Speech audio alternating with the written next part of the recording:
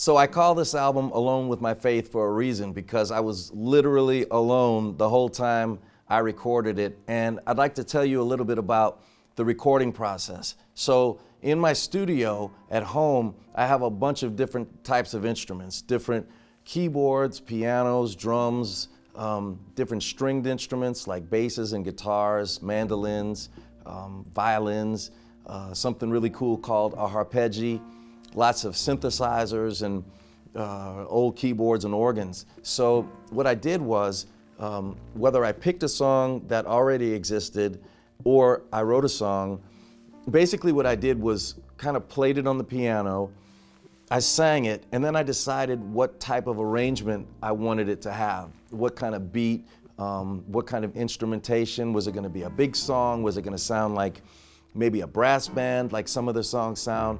Was it going to be kind of R&B, or was it going to be just kind of a soundscape, you know, like a cinematic feel to it, like the beginning of Old Rugged Cross? So I would play the piano, I would sing, and then I'd start adding different types of instruments. So if I added the drums, I would hit record on my computer, I would play the drums, I'd go back and listen to it. If I made some mistakes, which I hopefully didn't do too much, but I did, I would go back and play it again. And then I would start adding other instruments, bass, guitar, trumpet, trombone, saxophone. And it was an amazing process because it took so long to add each of those instruments.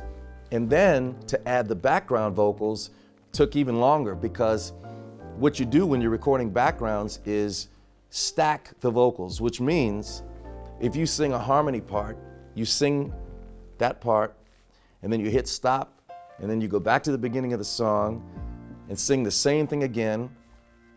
And in this case, you go back to the beginning of the song, sing it again. So you've sung the same exact thing 3 times, and they're going to be a little bit different, which is going to give you this really cool sound like it's 3 people singing.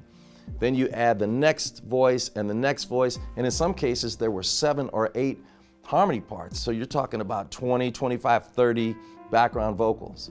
And then I would go and edit everything together, take the best vocal takes from this background harmony part or the best trumpet solo from this, and then I would have the song assembled, and then we mixed it. I went down to New Orleans and spent about a week in my good buddy's house. Of course, he got tested for COVID as well as I did. We were very, very safe. And we mixed the album. So 95% of the album was done all by myself. And at the very last minute, we mixed the album, the 2 of us. And I was alone, and I had to count on my faith to get through. And that's a little bit about the recording process.